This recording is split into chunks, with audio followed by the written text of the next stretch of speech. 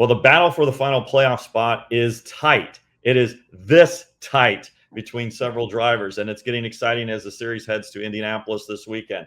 I'm joined by Kim Coon and Dale Jarrett. And Kim, how about this playoff bubble battle? What kind of stands out to you? Yeah, it is getting super interesting, super tight. I think the thing that stands out most to me is Ty Gibbs moving back into that 16th and final spot in the playoff grid. Now, he's only good by 3 points. That is no breathing room whatsoever.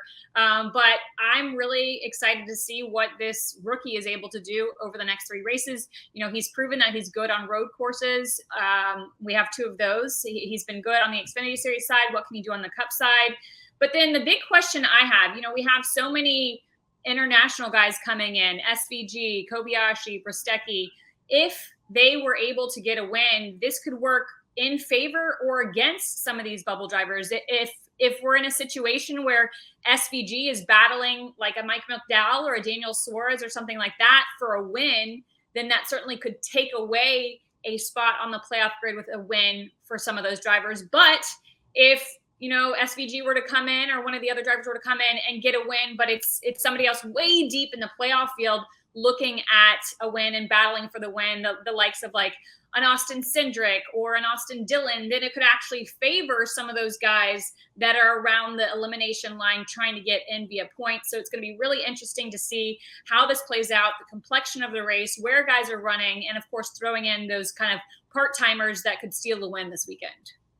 Yeah, great points, Kim. And I think that if you ask any of these drivers that are right there around the bubble and below the cut line from the 16th spot, they're going to tell you that certainly they want to win and punch their ticket there. But the other side of it is if they can't win, then they're looking at hoping that Kevin Harvick or Brad Keselowski or one of these international drivers gets that win, because that keeps the spots open to get in on points. But let's just take a look below the cut line. You've got 3 drivers, A.J. Allmendinger, Daniel Suarez, and not pictured here, but or on the screen because he has dropped below so far, is Chase Elliott, that all have road course victories. So there's a lot of talent that could grab one of those. And then that really does shake things up. That moves this a lot because Bubba Wallace is sitting there. And, we talk about Bubba having a pretty good points cushion, but we keep hearing that, road racing's not his best. But if you look, he's actually done pretty well at the road course in Indy. He's finished 13th and 5th in his 2 runs there. So let's not discount the fact that he could actually add and pad his lead there as far as in that 15th spot. So this is fascinating. Kim, you brought up Austin Cindric, who finished 2nd at Indy last year. McDowell, we know, is Michael McDowell, a really good road racer, and Haley was 2nd at Chicago. So there are so many things that could happen this weekend and just turn everything upside down. And that's what's so fascinating about these next few weeks. Well, a lot could be turned upside down this weekend, but obviously with the last 3 regular season races, anything can be turned upside down over the next 3 weeks. 2 races on road courses and then Daytona. So I'll ask you first, Kim, what are you looking at? What kind of stands out, and who does this maybe favor or hurt the way the regular season will end? Yeah, I think the road courses favors, the guys that we typically always talk about when we go to road courses. Michael McDowell, A.J. Allmendinger. I'll even throw Daniel Suarez in that mix. And then there are a number of drivers who have already won this season that will have strong road course presence over the next 2 weeks. To DJ's point, Bubba Wallace, I'm really watching very closely because he admittedly has not been good at the road courses. In 23 Cup Series road course starts, only has 2 top 10s. Now, the place out of all the road courses he's been the best probably is Indy road course. So what can he do this weekend? I don't think he's a threat for the win over the next 2 weeks, but can he keep that points position and actually maybe continue to pad the points?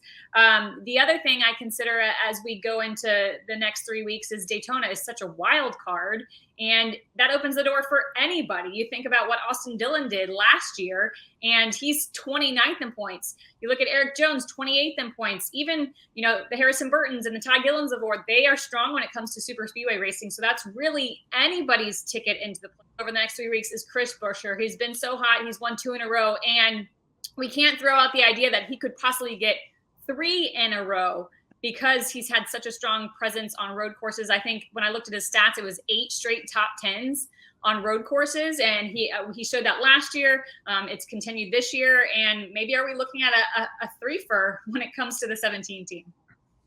Yeah, Dustin, to kind of answer your question, I think as to who it favors, everyone that's looking for a win or possibly to get themselves in that position. And there are just so many. I mean, you just look at the Indy road course, and now that we're not having to stop at the stage breaks, we're just continue on. This opens the door for these next 2 weeks in particular to have strategy to come back into play. When we had the stage breaks and we were stopping, then that kind of took the strategy play out of it. But it's wide open once again.